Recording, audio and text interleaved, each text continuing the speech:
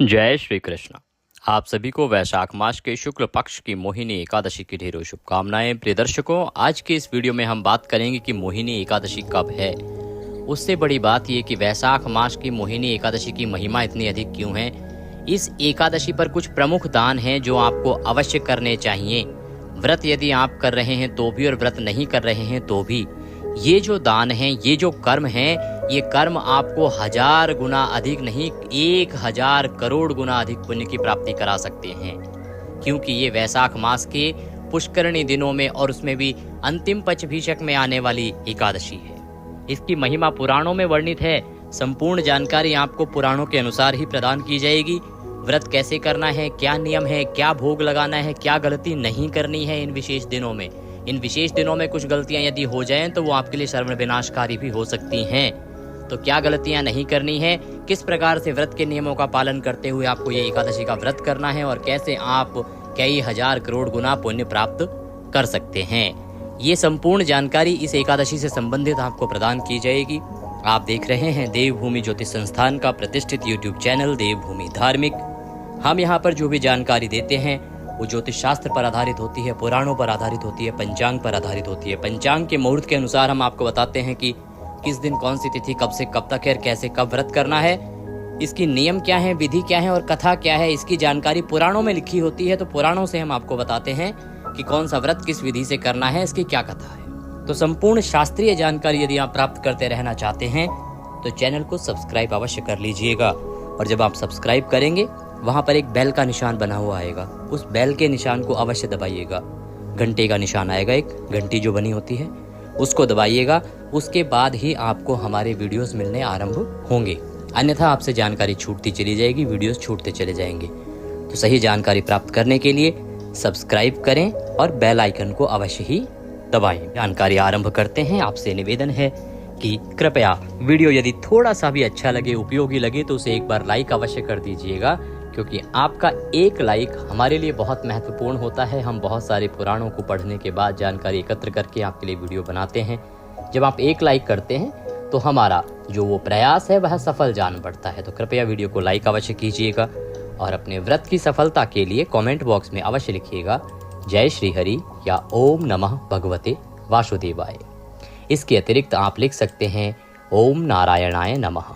ये वैशाख मास का मूल मंत्र है। इस मंत्र को आप जितना अधिक लिखेंगे उतना कल्याणकारी है। वैशाख मास में इस मंत्र की महिमा बहुत है, जितना जपोगे उतना पाओगे। तो अवश्य लिखिएगा ओम नारायणाय नमः। बात करते हैं आने वाली एकादशी मोहिनी एकादशी की। प्रिय भक्तों, मोहिनी एकादशी जो कि वैशाख मास की एकादशी है, इसके महत्व के कई सारे कारण हैं। एक तो ये कि वैशाख मास सभी मासों में सर्वोत्तम है। वैशाख मास के प्रतिदिन का जो पुण्य है वो अन्य मासों की तुलना में कई 1000 गुना अधिक है। तो इसलिए इस मास में आने वाली सभी तिथियों का महत्व बढ़ जाता है। दूसरा, वैशाख की जो मोहिनी एकादशी है ना, इसका संबंध अंतिम उन 5 दिनों से है। यदि आप वैशाख के महत्व को हटा भी दो तो भी इसके साथ जुड़े हुए हैं कुछ विशेष दिन। उनमें से महत्वपूर्ण है जब अमृत कलश का प्रादुर्भाव हुआ था, जब समुद्र मंथन हुआ था। समुद्र मंथन से जब अमृत निकला था तो यही वो दिन था जिस दिन भगवान श्री हरि ने मोहिनी का रूप धारण किया था। भगवान का एक नया अवतरण हुआ था, एक नए अवतरण की तिथि है। इस तिथि से ही समुद्र मंथन के बाद के जो कार्य थे कि कैसे नियंत्रण किया गया राक्षसों पर, कैसे जो अमृत का पान है वो कराया गया देवताओं को, और किस प्रकार से देवताओं को रक्षा करते हुए भगवान ने राक्षसों को वापस पाताल में भेजा और देवताओं के राज्य की पुनः स्थापना पूर्णिमा के दिन की। इसीलिए एकादशी से लेकर और आने वाली पूर्णिमा तक के जो 5 दिन है ना, ये सर्वोत्तम दिन माने गए हैं। प्रत्येक दिन की अपनी अपनी अलग अलग महिमा है और हम प्रत्येक दिन का अलग अलग वीडियो आपको दे चुके हैं। हमने द्वादशी का भी बताया आपको कि द्वादशी की महिमा जो है वो इस एकादशी से भी अधिक है। एक अकेली द्वादशी है वैशाख मास वाली, जिसकी महिमा उस एकादशी से भी अधिक है। तो इसी प्रकार से जो वैशाख की ये तिथियां हैं बहुत महत्वपूर्ण है। इससे संबंधित हमने जो वीडियो बनाया है अंतिम 3 तिथियों के बारे में, उसको आपको अवश्य ही देखना चाहिए, आपके लिए बहुत उपयोगी रहेगा। हम बात कर रहे हैं वैशाख मास के शुक्ल पक्ष की एकादशी तिथि की। प्रिय दर्शकों, इसमें 2-3 चीजें हैं। एक तो आपको ध्यान देने की आवश्यकता है कि इस एकादशी पर आपने जल अवश्य देना है। किसको? यमराज को। इस एकादशी पर आपने जल अवश्य देना है। किसको? पितरों को। इस एकादशी पर आपने जल अवश्य देना है। किसको? सूर्य देव को। इस एकादशी पर आपने जल अवश्य देना है। किसको? तुलसी माता को। इस एकादशी पर आपने जल अवश्य देना है। किसको? पीपल देवता को। अगर आप बाकी किसी को ना भी दे पाए तो यमराज को जल अवश्य दीजिएगा। इसके लिए तो किसी साधन की भी आवश्यकता नहीं है आपको, आप जहां हैं वहीं दे सकते हैं। एक लोटा चाहिए और जल चाहिए। दक्षिण की ओर मुख करके लोटे में जल भरिए, दक्षिण की ओर मुख करके यमराज का स्मरण कीजिए और इनसे निवेदन कीजिए कि प्रभु आपको ये जल अर्पित कर रहे हैं, इसे आप स्वीकार करें, और वह जल उनको चढ़ा दीजिए, अर्घ दे दीजिए। अपने पितरों को भी इसी प्रकार से जल अर्पित कीजिएगा। अब आप कहेंगे पंडित जी एकादशी का पूजन है, यमराज और पितरों का क्या करेंगे? देखिए, ये जो एकादशी है साधारण एकादशी नहीं है। ये एकादशी है वैशाख मास के शुक्ल पक्ष की एकादशी। इस एकादशी तिथि पर यदि आपने यमराज को जल नहीं दिया तो आपके पूरे दिन के जितने भी पुण्य कर्म हैं वो सब नष्ट हो जाएंगे। आपको किसी का कोई लाभ ही नहीं प्राप्त होगा। ऐसा हमने आपको वर्णन में भी बताया, कथा में भी आपने सुना होगा। पुनः सूक्ष्म रूप से आपको बता देते हैं जो हमारे नए दर्शक हैं, जिनको नहीं ज्ञात है। देखिए, वैशाख की महिमा बहुत अधिक थी, बहुत अधिक है। इस कारण से क्या हुआ कि यमलोक खाली होता चला गया। यमराज परेशान हो गए कि अब तो लोग जो हैं वो यमलोक में आते ही नहीं हैं। वैशाख के चमत्कार के कारण सब मुक्त हो जाते हैं। वो एक प्रकार से रुदन करने लगे कि अब तो उनके जो साम्राज्य है वह समाप्त हो जाएगा। वो भगवान विष्णु के पास पहुंचे, उनसे बारंबार उन्होंने अनुरोध किया, प्रार्थना करी।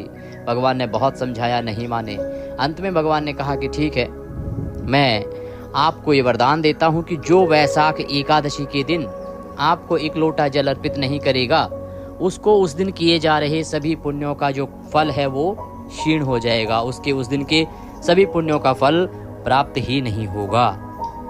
इसलिए आपको एकादशी के दिन अवश्य रूप से एक लोटा जल यमराज को तो अवश्य देना ही देना है। भूल के भी ये गलती ना करना कि आप ना दो। और साथ में पितरों को दीजिएगा, क्योंकि ये तिथि पितरों के लिए बहुत महत्वपूर्ण है। वैशाख मास में स्नान कर रहे हैं, यमराज को जल दे रहे हैं, तो पितरों को जल अवश्य दीजिए। वैशाख शुक्ला में पितरों को जितना अधिक आप जल पिलाएंगे, आपके पितर उतने तृप्त होंगे। उनकी मुक्ति कराइए, उनको प्रसन्न कीजिएगा। और इसमें कुछ करना भी नहीं, अधिक साधन भी नहीं चाहिए। जल चाहिए, लोटा चाहिए, दक्षिण की ओर मुख करके दे दीजिए। ये कार्य आपने अवश्य करना है। इसके अतिरिक्त अब बात करते हैं और क्या करना है। इस एकादशी तिथि पर भगवान श्री हरि विष्णु को तुलसी के पत्ते अवश्य अर्पित कीजिएगा। याद रखिएगा, तुलसी के पत्ते 5 पत्ते आपने तुलसी के अवश्य रूप से भगवान श्री हरि विष्णु को चढ़ाने हैं। चाहे आप बाकी कुछ करें ना करें, तुलसी के पत्ते अवश्य चढ़ाइएगा इस दिन। घर में शालिग्राम जी हैं तो उनको भी अवश्य अर्पित कीजिएगा। इसकी महिमा अधिक है। इस प्रकार का कर्म यदि आप करते हैं तो आपको करीब 1000 गाय दान करने का फल प्राप्त होता है, ऐसा पुराण बताता है। शास्त्रों में वर्णन है, स्कंद पुराण में वर्णन है, उसके अनुसार हम आपको बता रहे हैं। 5 पत्ते तुलसी आपने अर्पित करनी है भगवान को। इसके अतिरिक्त ये पुण्य इतना ही नहीं है, आपको वैकुंठ में स्थान प्राप्त होता है, जो एकादशी के दिन और द्वादशी के दिन तुलसी के कोमल पत्तों से भगवान श्री हरि विष्णु को पूजता है। तो ये कर्म आपने अवश्य करना है। वैशाख मास की जो एकादशी है ना, मोहिनी एकादशी, इस एकादशी के दिन आपको भगवान के मोहिनी स्वरूप का पूजन तो करना ही है। उसकी पूजा विधि किस प्रकार से रहेगी वो आपको सूक्ष्म रूप से बता देते हैं कि कैसे आपने पूजन करना है। फिर इस दिन किए जाने वाले और कर्म बताएंगे जो आपको अवश्य करने हैं। कुछ ऐसे दान हैं जो आपको इस दिन अवश्य ही करने चाहिए। उनमें से एक प्रमुख दान, अन्नदान। आपने अन्नदान अवश्य करना है एकादशी के दिन। आप कहेंगे पंडित जी अजीब बात कर रहे हैं आप, एकादशी का व्रत है, अन्नदान कैसे? देखो जी, अन्न खाना नहीं है, दान करना है। और दान करने में दोष नहीं, पुण्य है।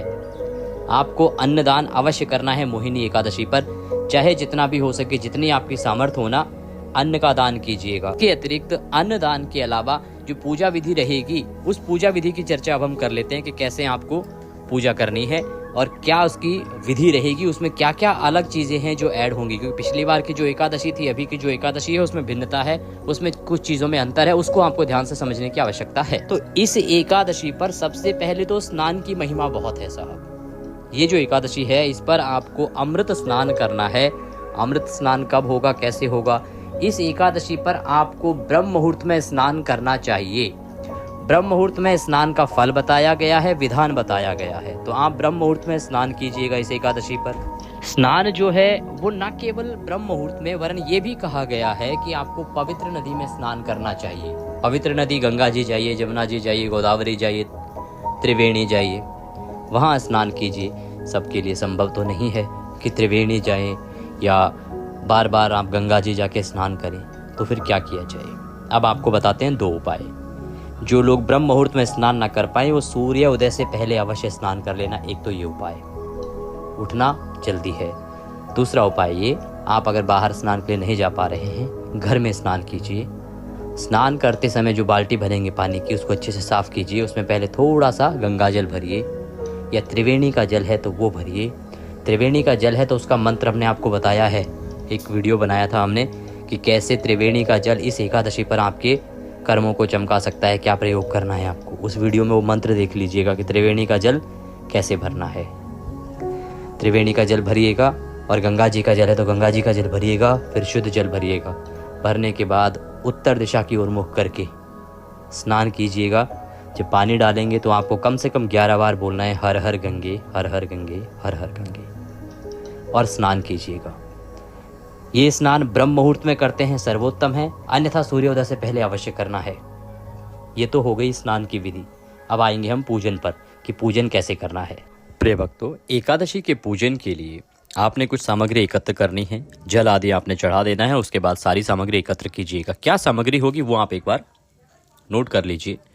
सामग्री में आपके पास होना चाहिए भगवान श्रीहरि के मोहिनी रूप की यदि कोई प्रतिमा या तस्वीर आपको मिल जाती है तो बहुत उत्तम है, अन्यथा भगवान का जो भी स्वरूप आपके पास है उसकी तस्वीर या प्रतिमा लीजिएगा। चौकी मिलती है तो उत्तम है, चौकी लीजिएगा। बिछाने के लिए, चौकी पर बिछाने के लिए अगर पीला वस्त्र मिल जाता है तो बहुत अच्छा रहेगा, कल्याणकारी रहेगा। आप पीला वस्त्र ले लीजिएगा। इसके अलावा रौली, मौली, पान, सुपारी, लौंग, इलायची, धूप, दीप, नैवेद्य, भगवान को अर्पित करने के लिए फूलों की माला, फूल, नैवेद्य के रूप में फल ले सकते हैं, मिठाई ले सकते हैं। इसके अतिरिक्त आप मिश्री है तो मिश्री अर्पित कीजिएगा। यज्ञोपवीत जिसे जनेऊ कहते हैं तो जनेऊ आपको लेनी है। इत्र आपको लेना है। तांबे का लोटा एक आपको लेना है जल के लिए। ये सारी सामग्री आपके पास होनी चाहिए। इस सामग्री को एकत्र कीजिएगा। सारी सामग्री एकत्र कीजिएगा। एकत्र करने के बाद उत्तर दिशा की ओर मुख करके आसन लगा के बैठ जाइएगा। तांबे का जो लोटा है उसमें पहले गंगा जल भरिएगा, फिर उसमें शुद्ध जल भरिएगा। तदोपरांत आप सभी स्थान का और सामग्री का शुद्धिकरण करेंगे, पवित्रीकरण करेंगे। इसके लिए फूल लीजिएगा और उस फूल से सभी सामग्री पर और स्थान पर जल के छींटे दीजिएगा। ओम पवित्र हो अपवित्रवांग सर्वांग वस्तांगतोपि वाम यह स्मरेत पुंडरीकाक्षं सवयंतरः शुचिः ओम। इस प्रकार से आप जल छींटे देके और स्थान का और सामग्री का शुद्धिकरण करेंगे। अब आपको भगवान की स्थापना करनी है। चौकी लगाइए। चौकी पर पीला वस्त्र है तो वह बिछाइए और उसके ऊपर भगवान की तस्वीर को स्थापित करेंगे। अगर किसी के पास चौकी नहीं है, पीला वस्त्र नहीं है, तो जो भी उपयुक्त स्थान है आपका, जहां आप पूजन करते हैं, जो शुद्ध होना चाहिए, उस स्थान पर आप भगवान की तस्वीर को रख के पूजन आरंभ करेंगे। कैसे रखना है तस्वीर को उसकी विधि बताते हैं। यहाँ पर बहुत से ज़्यादा दर्शक हमारे ये भी कहते हैं, जी पंडित जी हमारे पास अगर चौकी नहीं है या हमारे पास कोई पक्का मकान नहीं है। देखिए जी, जो कच्चे मकान में रहते हैं ना, भगवान तो उनको भी उतना ही आशीर्वाद देते हैं। आप भी पूजन कीजिए भगवान का। आप ऐसा कीजिएगा कि आप उस स्थान को अच्छे से लीप लीजिएगा। अगर कच्चा स्थान है तो आप अच्छे से लीप लीजिए उस स्थान को, और वहां पर आप भगवान को स्थापित करेंगे। जब भी भगवान को स्थापित करेंगे तो एक चीज का ध्यान रखना होता है कि भगवान को हमें आसन देना होता है। आसन कैसे देंगे? पुष्प हाथ में लीजिए, हाथों में फूल लेके भगवान से निवेदन कीजिए कि प्रभु ये पुष्प हम आपको आसन के रूप में अर्पित कर रहे हैं। आप इस आसन को स्वीकार करें और यहाँ पर विराजमान हो तथा आप पूजन को स्वीकार करें। इस प्रकार से निवेदन करके और भगवान की स्थापना कर दीजिएगा। तस्वीर को स्थापित कीजिएगा। अगर प्रतिमा है तो प्रतिमा को स्थापित कीजिएगा। भगवान की स्थापना के बाद सीधे हाथ की तरफ दिया रखिएगा, घी का दिया, और धूप रखिएगा। अपने सीधे हाथ में जल लीजिएगा और हाथ धो लीजिएगा। हस्तो प्रक्षालनम। हाथ धोने के बाद 1 चम्मच जल एक एक मंत्र पर आपको स्वयं ग्रहण करना है, पीना है। तो 1 चम्मच जल लीजिएगा सीधे हाथ पे और पी जाइएगा एक मंत्र पे। ओम माधवाय नमः जल लीजिए, पी जाइए। ओम नारायणाय नमः जल लीजिए, पी जाइए। ओम केशवाय नमः जल लीजिए, पी जाइए।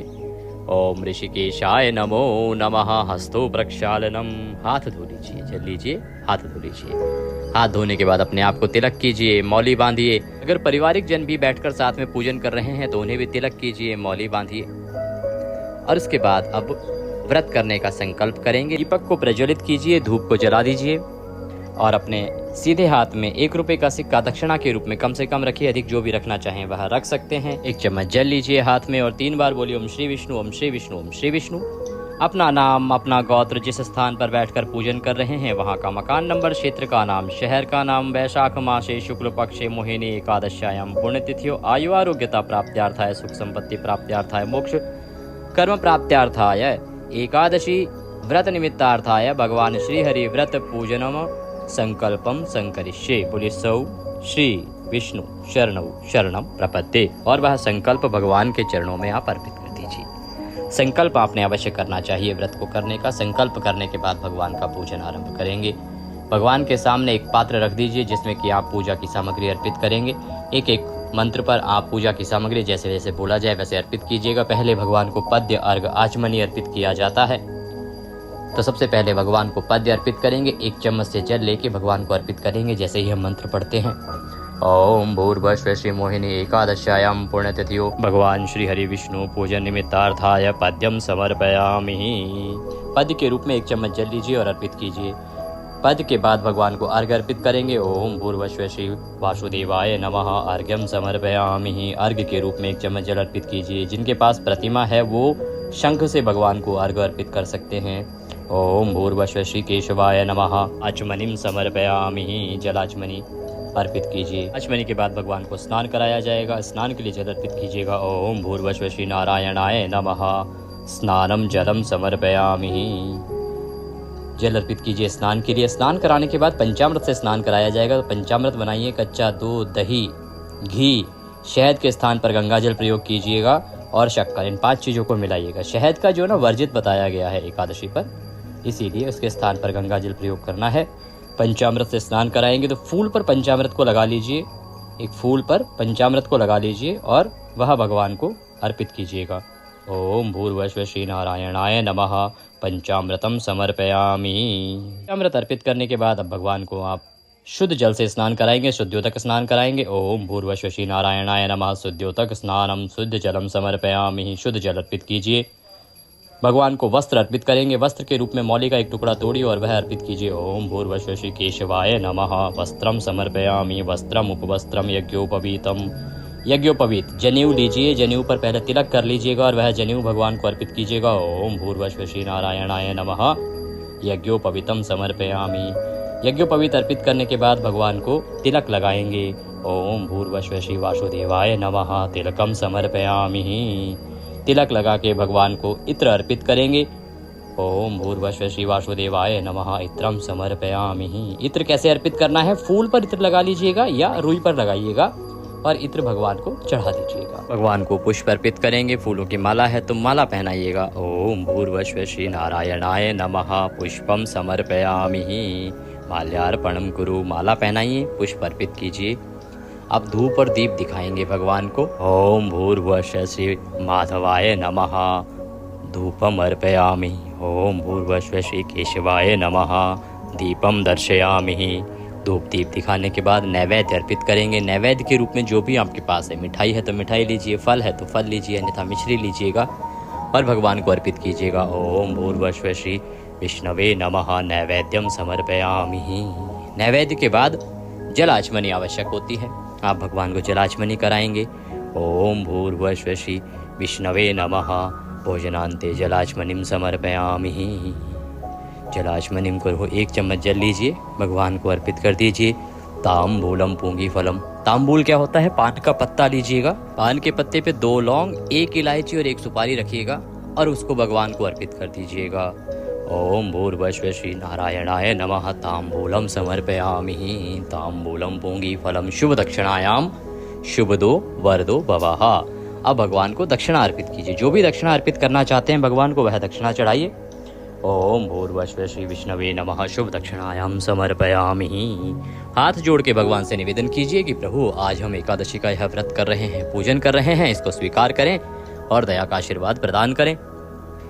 अब आपने एकादशी की कथा सुननी है, विष्णु सहस्त्र नाम का श्रवण करना है और संभव हो तो नारायण कवच को भी सुनना है। ये सुनने के बाद भगवान की आरती कीजिएगा और नियमों के अनुसार दिन को व्यतीत कीजिएगा। भोजन में आपको फल आहार ही ग्रहण करना है। आप अन्न आज के दिन नहीं खा सकते हैं, वर्जित है। इसके अतिरिक्त चावल तो किसी को भी नहीं खाने चाहिए। नियम के अनुसार आपके परिवार में, घर में किसी को भी मांसाहार नहीं करना चाहिए। मांसाहार के अतिरिक्त आज के दिन जो व्रती हैं उनको ब्रह्मचर्य का पूर्ण रूप से पालन करना है पारण तक। याद रखिएगा कि पारण वाले दिन चावल का विशेष विधान है। और जो ये एकादशी है ना, इसका पारण का दिन तो वैसे ही बहुत महान है। तो आप एकादशी का व्रत कर रहे हैं तो पारण का जो दिन है ना, द्वादशी वाला, वो इस एकादशी से भी अधिक पुण्य दे सकता है आपको। उस पे क्या करना है, कैसे करना है, इसका एक वीडियो हमने द्वादशी को लेकर संबंधित आपका भी अपलोड किया है।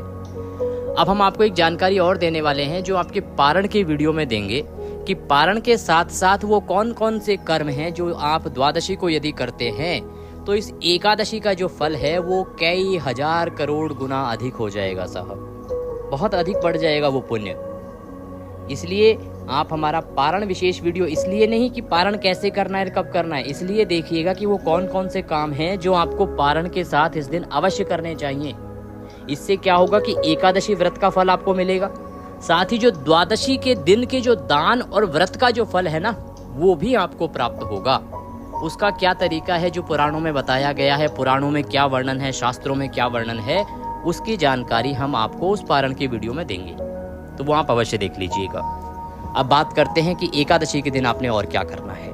देखिए, इस एकादशी के दिन सायंकाल को आपको कीर्तन करना चाहिए और रात्रि काल को जागरण की महिमा अधिक बताई गई है। संभव है तो रात्रि काल को जागरण कीजिएगा। भगवान की भक्ति जितनी करेंगे उतना अच्छा है। एकादशी को व्रत के दिन पूजन के बाद आपको ब्राह्मण को दान देना चाहिए, दक्षिणा देनी चाहिए। आप यदि कोई भी दान राशि हमें भेजना चाहते हैं तो कमेंट बॉक्स में लिख के हमारी डिटेल्स मांग सकते हैं, हम जानकारी वहां आपको प्रदान करेंगे और आप वह दक्षिणा भेज सकते हैं। एकादशी पर आपको जो विशेष रूप से ध्यान रखना है वो ये ध्यान रखना है कि इस एकादशी पर स्नान महत्वपूर्ण है। स्नान उसी विधि से कीजिएगा। पूजन की विधि हमने आपको बताई है, उसका ध्यान रखिएगा। इस एकादशी पर यदि संभव हो पाए तो आप लड्डू लेके आइएगा, बेसन की बूंदी वाले जो केसर के लड्डू हों, केसर डली हो, बूंदी के लड्डू हो, बेसन की बूंदी के लड्डू, उनका भोग जो है वो भगवान श्री हरि विष्णु को लगेगा। और ये भोग आपको लगाना कब है? पारण वाले दिन। ये आप संभव हो तो पता करके रखिए जिससे कि आप तुरंत इनको मंगवा सके और भोग लगा सके। इस एकादशी पर आप तुलसी के पूजन को कर सकते हैं। आपको हमने पहले भी जानकारी दी है, एकादशी के दिन तुलसी पूजन की जो प्रथा है उसमें कोई बाधा नहीं है। तुलसी पूजन करना चाहिए, उत्तम होता है। द्वादशी के दिन ना तो तुलसी में आप पत्ता तोड़ेंगे ना ही मंजरी तोड़ेंगे। द्वादशी को तुलसी नहीं छूनी चाहिए, अन्यथा घोर पाप लगता है। और ये पाप तो माता सीता को भी लगा था और उन्हें भरना भी पड़ा था। इसलिए ध्यान रखिएगा, द्वादशी को वर्जित है तुलसी को छूना, पत्ते तोड़ना। एकादशी को तुलसी पूजन उत्तम माना गया है। तो आप एकादशी के दिन तुलसी का पूजन भी इस एकादशी पे अवश्य कीजिएगा। अब बात करते हैं कि ये एकादशी है कब और व्रत आदि करना कब है। तो ये एकादशी तिथि जो है ये आरंभ हो रही है 7 मई को सुबह 10:29 पर शुरू हो जाएगी और ये 12:29 पर 8 मई को समाप्त होगी। ऐसे में सूर्य के मुख से एकादशी रहेगी 8 मई को और द्वादशी युक्ता एकादशी भी रहेगी 8 मई को। तो आपको व्रत करना है 8 मई को।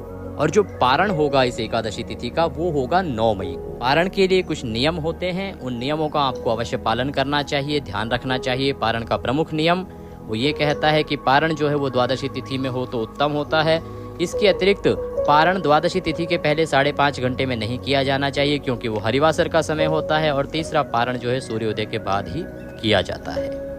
इनके आधार पर ही जो है पारण का समय निर्धारित होता है। बात करते हैं कि मुहूर्त क्या रहेगा पूजा के लिए व्रत वाले दिन। तो देखिए, गुरुवार रहेगा। पहला चौघड़िया सूर्योदय से 7:30 तक बहुत उत्तम है।